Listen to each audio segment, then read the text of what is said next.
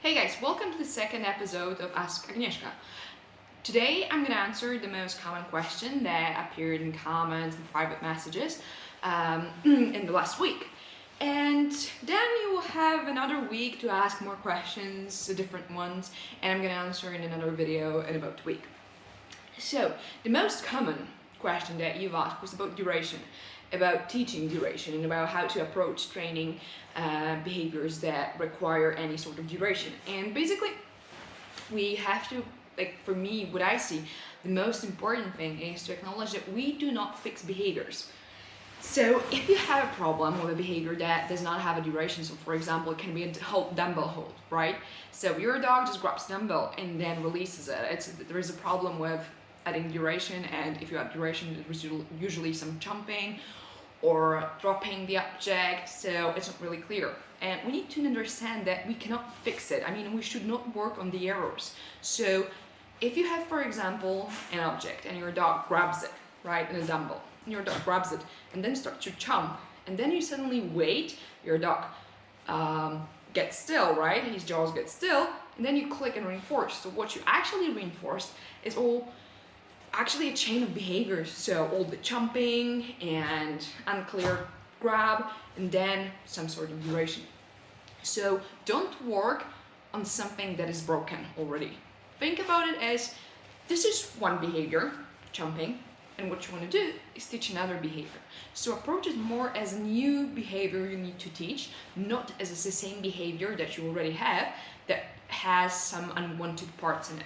So basically, it's important when you teach behavior and you think about duration to think about it from the very beginning. So you want to add those tiny bits of duration from the start. There is also one very interesting article written by Kay Lawrence on her website, Learning About Dogs, that approaches duration from a slightly different perspective. I'm not going to discuss it now because I think it's written brilliantly, so you can read it, and it can answer many of your questions. A little bit different approach than we usually do, because what we usually do is we shape for duration. So we treat it as another part of the topography of the behavior, and we simply increase it by usually differential reinforcement, but we don't want to use too much. I mean, I'm really not happy about using extinction training, so I would rather build an antecedent arrangement that is helpful for my dog to achieve duration, and also I would really increase those criteria of time quite quickly, because if we train in a kind of like a loopy training, right, we want to have those ABCs very clean, and we have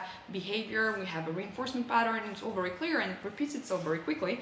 Then you want to add sort of duration. You don't want to wait too long, because if you do, then you will teach the dog that this is this time that is required to get a click, and if the click doesn't happen, the dog may try to offer another behavior. And what you want to do is, as fast as the first loop, so for example, I mean, it's not going to be the first one holding something, but the first second of duration, and your dog has it, right? Just 1 second. Your dog has just 1 second of duration, and it's clean, and it's repeating itself, it's very obvious, and the dog is very fluent in it. Then you want to add another second. So you want to really quite quickly go from this second to another second. You want to increase the criteria when the loop is clean. So when you have 2 seconds and it's clean, so there are no other behaviors, there's no jumping, you want to add the third second. And you want to do it very gradually. I mean, this is a process. You don't want to really rush, because then you can get some kind of jumping. It's better to do it less in terms of duration than more. And you simply shape for it. So you reinforce the parts that were clean. You do not reinforce the parts that were not clean. But if something is not clean and it repeats itself, I always, when an error happens, I always toss a treat and repeat the sequence if I know what happened wrong. But you don't want to just keep doing things if they get wrong. So you want to start from make sure that maybe if you can get even 1 second, you can't even think about 2 seconds. It's good to think about different antecedent arrangement, and it's good to think about, at first, I would say also time schedules.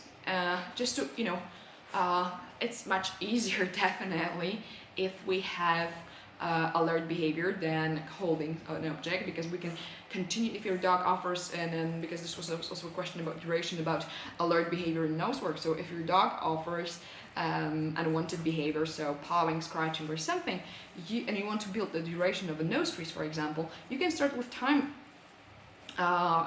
schedules, and you simply deliver food all the time, a very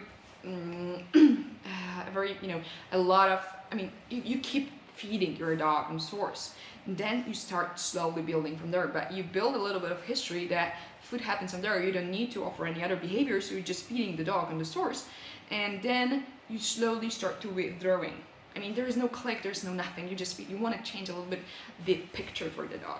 And it is the same what we can do with holding an object, but we should think about maybe a different approach. So what is an object that my dog has already a history with? So if your dog has a history of a dumbbell, wooden dumbbell, then maybe it's better to choose some sort of a different object, different structure, different material that will not bring the same sort of set of behaviors that were part of when you offered wooden dumbbell to hold.